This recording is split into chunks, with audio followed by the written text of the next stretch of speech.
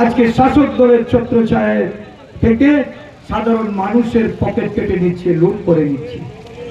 সারা রাজ্য জুড়ে মাফিয়াগিরি, গুন্ডাগিরি, নেগোসিয়েশনের মাফিয়ারা, জমির দালালির মাফিয়ারা আজকে এই রাজ্যটাকে মানুষের গণতান্ত্রিক অধিকার কেড়ে নিয়ে ছাড়খাড় করে দিয়েছে।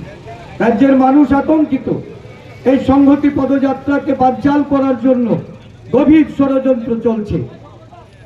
গতকাল এই সংহতি পদযাত্রা আমরা মান্দায় মজলিশপুরে সংগঠিত করেছি। কোবরা খামার থেকে শুরু হয়ে করে আমরা এটা দুর্গানগরে এসে শেষ করেছি।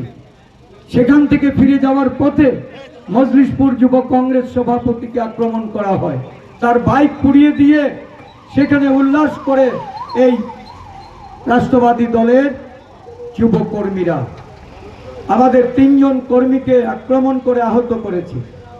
তারপরেও এই পদযাত্রা থেমে থাকেনি। আজকে রাজ্যের বিভিন্ন প্রান্তে এই পদযাত্রা সংগঠিত হয়েছে। যারা আজকে এই খয়েরপুরের কালীনগর থেকে বণিক চমনি অবধি পদযাত্রায় অংশগ্রহণ করেছেন, তাদের মধ্যে অন্যতম আমাদের সর্বভারতীয় কংগ্রেস কমিটির স্থায়ী আমন্ত্রিত সদস্য রাজ্যের বিধায়ক সুদীপ রায় বর্মন। আমাদের এই পদযাত্রায় অংশগ্রহণ করেছেন প্রদেশ কংগ্রেসের অন্যান্য নেতৃত্বরা, যুব কংগ্রেস সভাপতি, আমাদের মহিলা কংগ্রেসের সভানেত্রী, ছাত্র নেতা এবং আমাদের বিভিন্ন শাখা সংগঠনের পদাধিকারী সহ সক্রিয় কর্মীরা। চেষ্টা হয়েছিল বিভিন্নভাবে আজকে আতঙ্ক তৈরি করে এই পদযাত্রা যারা বানচাল করতে চেয়েছে, আমরা তাদের বিরুদ্ধে ধিক্কার জানাই।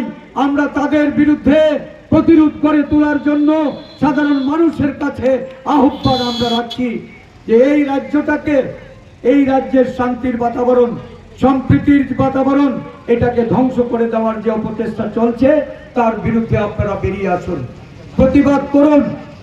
এবং এই রাজ্যে একটা বিরাট অংশের মানুষ শান্তি চায়, সম্প্রীতি চায়।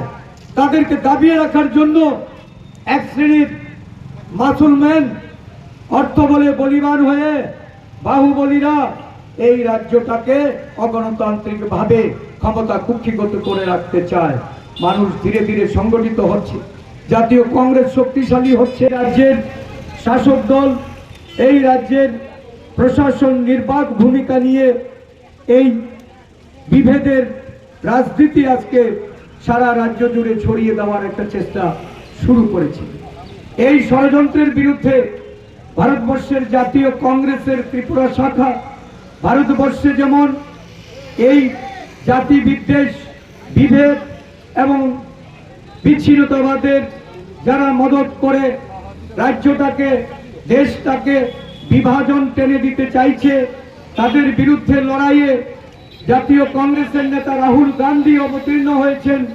ভারত জোড়ো যাত্রা, ভারত জোড়ো ন্যায় যাত্রার মাধ্যমে সারা দেশের মানুষের মধ্যে ভালোবাসা, প্রীতি বন্ধন তৈরি করার জন্য নফরত কি বাজার মে মোহাম্মত কি দোকান খোলে সারা দেশব্যাপী উনি যে জনজাগরণ তৈরি করেছেন, ভারতবর্ষের কৃষ্টি সংহতি, ভারতবর্ষের অখণ্ডতা রক্ষার্থে জাতীয় কংগ্রেসের যে ধারাবাহিক অবদান, আমাদের কংগ্রেস মনীষীরা যেভাবে দেশের অখণ্ডতার জন্য তারা প্রাণ বিসর্জন দিয়েছেন, আত্মবলিদান দিয়েছেন, স্বাধীনতার আগে ও পরে কংগ্রেস দল এই দেশকে অটুট রাখার জন্য, দেশের বিভিন্নতার মধ্যে ঐক্য বজায় রাখার জন্য যে প্রচেষ্টা চালিয়ে যাচ্ছিলেন, এই প্রচেষ্টা ধারাবাহিকভাবে আজও এই রাজ্যে জাতীয় কংগ্রেসের ত্রিপুরা শাখা, ত্রিপুরা প্রদেশ কংগ্রেস এটা চালাতে বদ্ধপরিকর।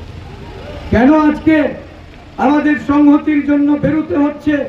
কেন আজকে এই রাজ্যের যে মূল সমস্যা, বেকারত্বের জ্বালায় আজকে যুবক যুবতীরা ক্ষোভে রাগে তারা সরকারের বিরুদ্ধে আন্দোলন ঘোষণা করছেন, বিরুদ্ধাচারণ করে মন্ত্রীর বাড়ি ঘেরাও করছেন, মুখ্যমন্ত্রীর বাড়ির রাস্তায় বসে তারা আন্দোলন করছেন।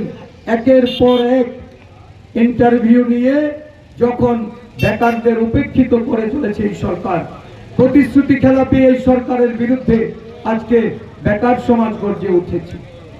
বাজারে অগ্নিমূল্য জিনিসপত্রের দাম, সারা দেশের সঙ্গে ত্রিপুরা রাজ্যেও জিনিসপত্রের দাম যেমন বেড়ে চলেছে, শাকসবজি থেকে শুরু করে এই রাজ্যে আজকে আকাশ ছোঁয়া দামে সারা রাজ্য, যখন সাধারণ গরিব অংশের মানুষ আজকে উদ্বিগ্ন, রাজ্য প্রশাসন তার নিষ্ক্রিয়